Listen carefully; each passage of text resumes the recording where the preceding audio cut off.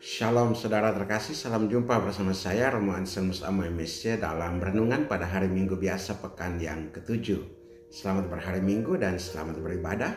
Semoga Anda dalam keadaan baik dan sehat selalu dan penuh sukacita pada hari ini. Saudara, ada suatu cerita. Suatu hari ada seorang pria bernama Markus yang mengalami perlakuan tidak adil dari rekan kerjanya. Rekan kerja tersebut sering mencuri ide-idenya dan mengakuinya sebagai hasil karyanya sendiri. Meski Markus merasa kecewa dan marah, ia memutuskan untuk tidak membalas dengan kebencian. Sebaliknya, ia tetap bersikap baik dan bahkan membantu rekan tersebut ketika mengalami kesulitan. Sikap Markus pada akhirnya meluluhkan hati rekan kerjanya yang akhirnya mengakui kesalahannya dan meminta maaf.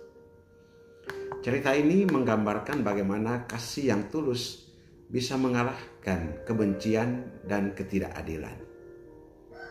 Hari ini kitab suci mengajarkan kita untuk mengasihi bahkan musuh kita, seperti yang Yesus ajarkan.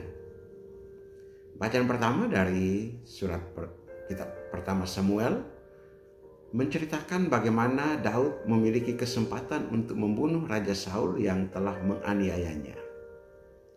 Namun Daud memilih untuk tidak membalas kejahatan dengan kejahatan karena ia percaya bahwa pembalasan adalah hak Tuhan.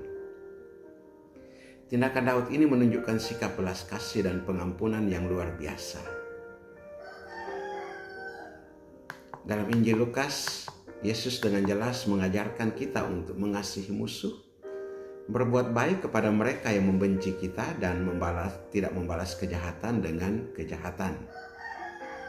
Yesus bahkan menegaskan bahwa kasih yang sejati adalah ketika kita bisa mengasihi tanpa mengharapkan balasan.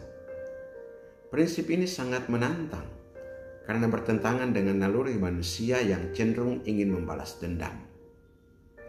Namun inilah panggilan kita sebagai murid Kristus untuk mencerminkan kasih Allah yang sempurna.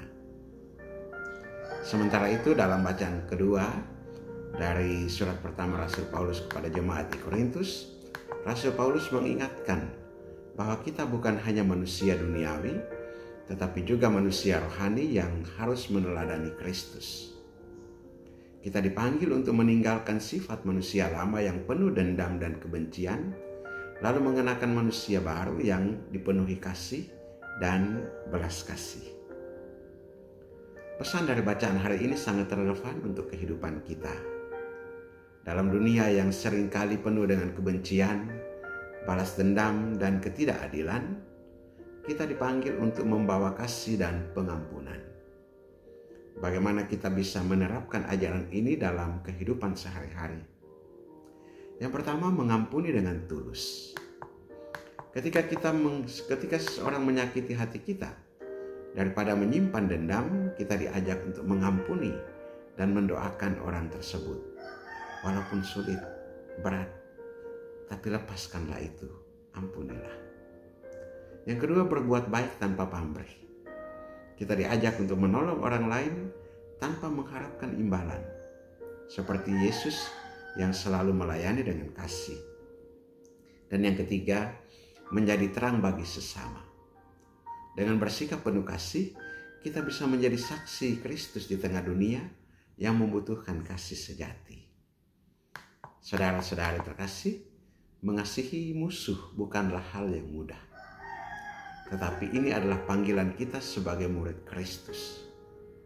Seperti Daud yang tidak membalas kejahatan dengan kejahatan, dan seperti Yesus yang mengampuni orang-orang yang menyalibkannya, kita pun dipanggil untuk hidup dalam kasih yang melampaui kebencian. Semoga kita dimampukan oleh Roh Kudus untuk selalu mengasihi, mengampuni, dan membawa damai dalam setiap langkah hidup kita.